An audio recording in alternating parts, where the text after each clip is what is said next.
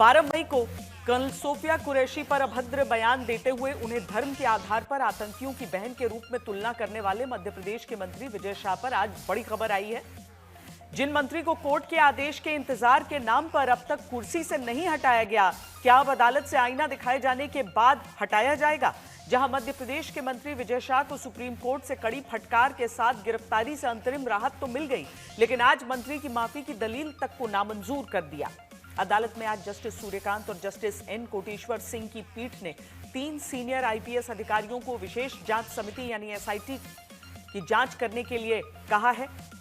अदालत में जो कुछ कहा गया उसे सुनकर मध्य प्रदेश सरकार को यह सोचना होगा कि क्या अब भी ऐसे व्यक्ति को मंत्री पद पर रखा जाना चाहिए। जहां आज कोर्ट ने विजय शाह से कहा कि आपने क्या कहा और क्या माफी मांगी, उसके वीडियो दिखाइए। हम जानना चाहते हैं कि आपने कैसे माफी मांगी। कुछ लोग तो इशारों से माफी मांगते हैं, कुछ घड़ियाली आंसू बहाते हैं। हम जानना चाहते हैं आपने क्या किया।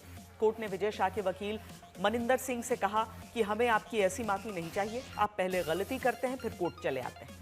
अदालत ने कहा कि आप जिम्मेदार राजनेता हैं, आपको सोच समझकर बोलना चाहिए, लेकिन आपने बहुत घटिया भाषा अपनाई।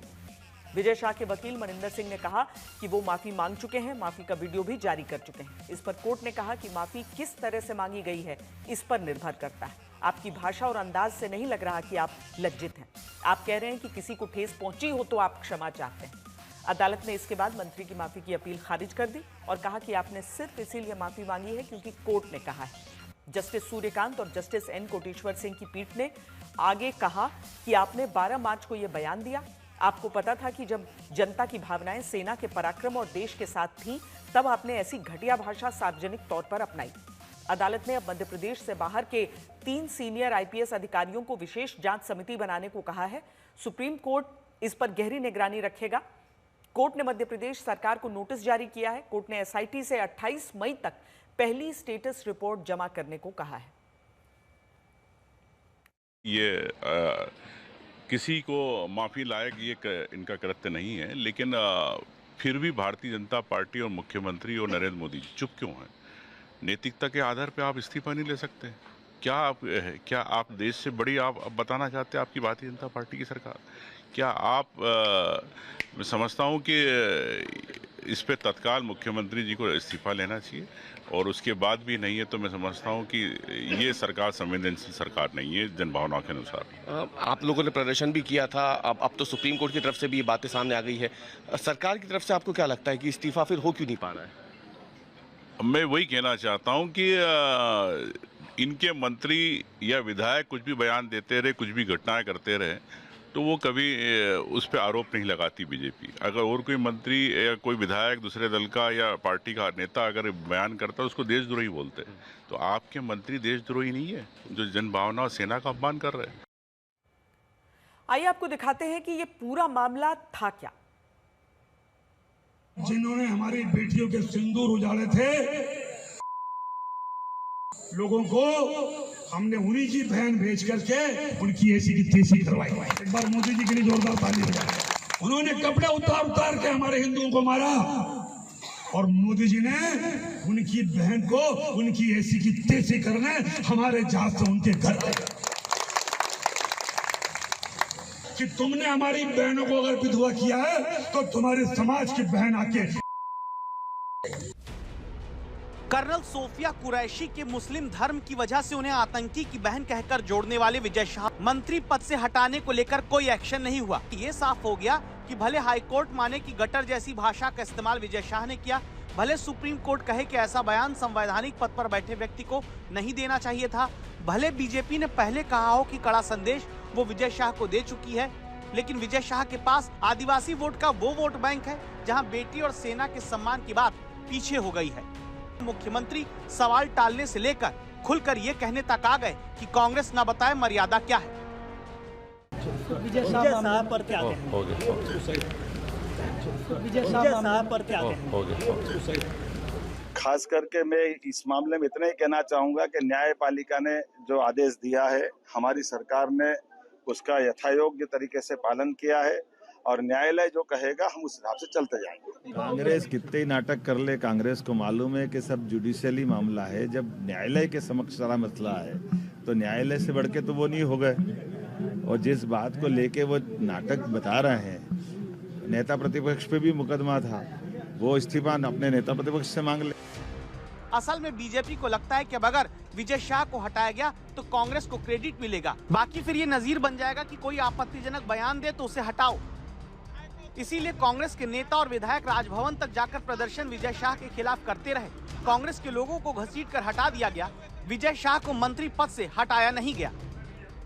कांग्रेस के विधायकों को पुलिस अब राजभवन से उठा के ले जा रही है, बलपूर्वक पुलिस अब यहाँ से हटा रही है। ये देखिए नेता प्रतिपक्ष उमंग सिंघार है ये, जो जिनको पुलिस यहाँ से अब बलपूर्वक उठा के ले जा रही है। देखिए आप लोग क्या सेना के साथ नहीं हो पुलिस वाले? मैं आपसे कहना चाहता हूँ क्या आप लोग सेना के साथ नहीं है? क्या सेना का अपमान कर रहे हैं पुलिस? खंडवा की हरसूद सीट से 9 बार विधायक और 5 बार मंत्री रहे विजय शाह वो नेता हैं जो संत की समाधि पर होने वाले मेले में रूसी डांसर का डांस करा के भी विवादों में आए हैं। ये बात साल 2010 की है। तब निमाड़ के महान संत दाता साहब की समाधि पर आयोजित होने वाले मेले में अश्लील डांस कराने का आरोप लगा और इस डांस को तब कुटिल मुस्कान के साथ दुर्लभ संस्कृति विजय शाह ने बताया था। ये मेला कोई विजय शाह नहीं लगाता, ये मेला जनपद पंचायत का है और हमको मेले ढेलों में अपने हिसाब से लोग आते हैं, मनोरंजन करते हैं। कोशिश ये होती है कि संस्कृति का आदान प्रदान हो। 15 साल पहले जिस शातिर मुस्कान के साथ विजय शाह अश्लील डांस मेले में करा के बचते रहे, उसी कुटिलता से वो कर्नल सोफिया कुरैशी पर शर्मनाक बयान देकर भी बच रहे हैं और वजह सिर्फ आदिवासी वोट माना जा रहा है। 2003 से 2013 तक विधानसभा चुनाव में भारतीय जनता पार्टी ने आदिवासी बहुल सीटों में काफी बेहतर प्रदर्शन किया और इसीलिए लगातार 3 बार विधानसभा चुनाव भी जीते। लेकिन 2018 के बाद से भारतीय जनता पार्टी का प्रदर्शन आदिवासी बहुल क्षेत्रों में कम होता गया और यही वजह है कि बीजेपी को अब एहसास होने लग गया था कि उसके लिए एक बड़े आदिवासी चेहरे का साथ होना बेहद ज्यादा जरूरी हो गया है। अगर कोई नेता लगातार जीत रहा हो, कई सीट पर असर रखता हो, तो क्या उसे कुछ भी करने की छूट है? विजय शाह को हटाएंगे तो कांग्रेस क्रेडिट ले लेगी? क्या इस बात पर कर्नल सोफिया कुरैशी का अपमान करते मंत्री बच जाएंगे? क्योंकि 1993 से लगातार 8 बार वो उस आदिवासी बेल्ट से जीत रहे हैं जहां उनकी जाति का वोट अहम है। विजय शाह गोंड आदिवासियों की उपजाति राजगोंड से आते हैं, जो सबसे उच्च उपजाति मानी जाती है।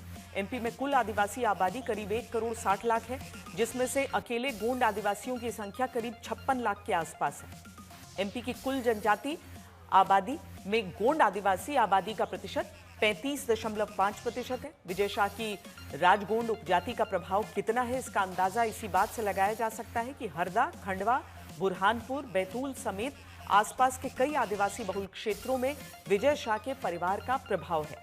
मध्य प्रदेश में आदिवासी बहुल विधानसभा सीटों की बात करें तो करीब 47 विधानसभा सीटें आदिवासी वर्ग के लिए आरक्षित हैं और आंकड़े गवाही देते हैं कि आदिवासी वर्ग के लिए आरक्षित विधानसभा सीटों पर बीजेपी का प्रदर्शन साल 2018 में बहुत नीचे आ गया था, जो 2023 में सुधरा।